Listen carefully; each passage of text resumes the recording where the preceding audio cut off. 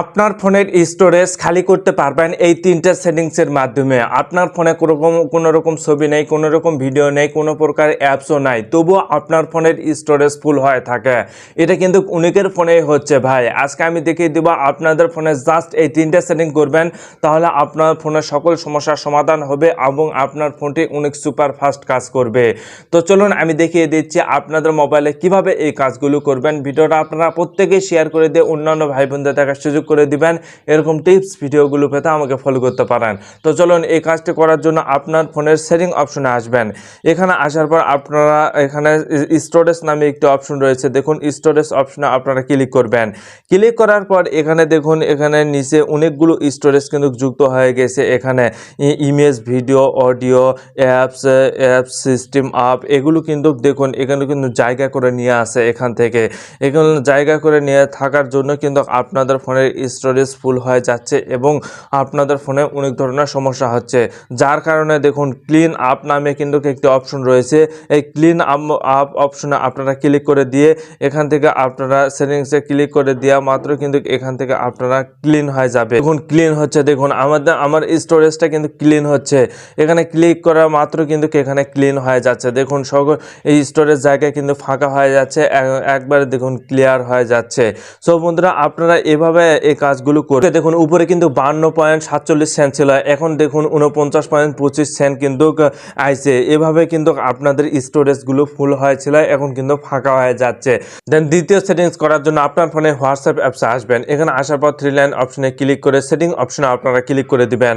দেওয়ার পর আপনারা এখান থেকে স্ক্রল ডাউন করে নিচে আসবেন। আসার পর দেখুন স্টোরেজ অ্যান্ড ডাটা, এই অপশনের উপর ক্লিক করবেন।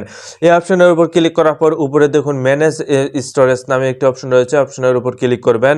ক্লিক করার পর এখানে দেখুন, এখানে কিন্তু আপনাদের স্টোরেজটা কিন্তু অনেক অংশই ফুল রয়েছে, যার কারণে আপনাদের ফোনটি হ্যাং করে, গরম হয়, অনেক স্লো কাজ করে।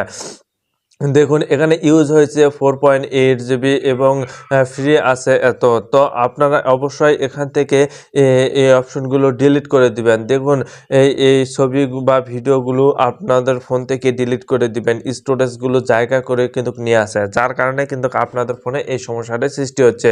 তো এখান থেকে ডিলিট করার জন্য রিভিউ অ্যান্ড ডাটা টাইম এই অপশনে আপনারা ক্লিক করবেন। ক্লিক করা মাত্র কিন্তু আপনাদের এখান থেকে সঙ্গে সঙ্গে কিন্তু ডিলিট হয়ে যাবে এবং আপনাদের হোয়াটসঅ্যাপের স্টোরেজটাও কিন্তু অনেক অংশই ফাঁকা থাকবে। দেন এখান থেকে একদম আপনারা ব্যাক দিবেন। ব্যাক দেওয়ার পর 3 নম্বর সেটিংস করার জন্য আপনার ফোনের প্লে স্টোরে আসবেন।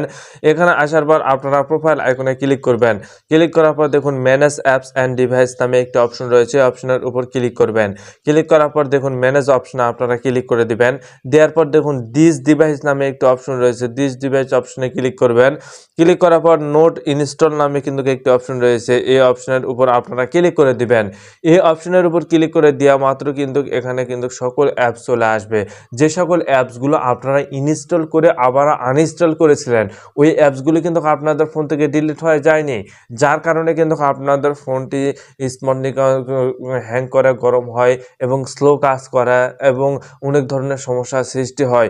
তো অবশ্যই আপনাদের ফোনে যে স্টোরেজ রয়েছে ওগুলো কিন্তু ফুল হয়ে থাকে এই কারণে। তো এখান থেকে আপনারা এই অ্যাপসগুলো এখান থেকে সিলেকশন করবেন। সিলেকশন করার পর এখানে দেখুন ডিলিট অপশন রয়েছে, এই ডিলিট অপশনে আপনারা ক্লিক করে রিমুভ অপশনে ক্লিক করে দিবেন।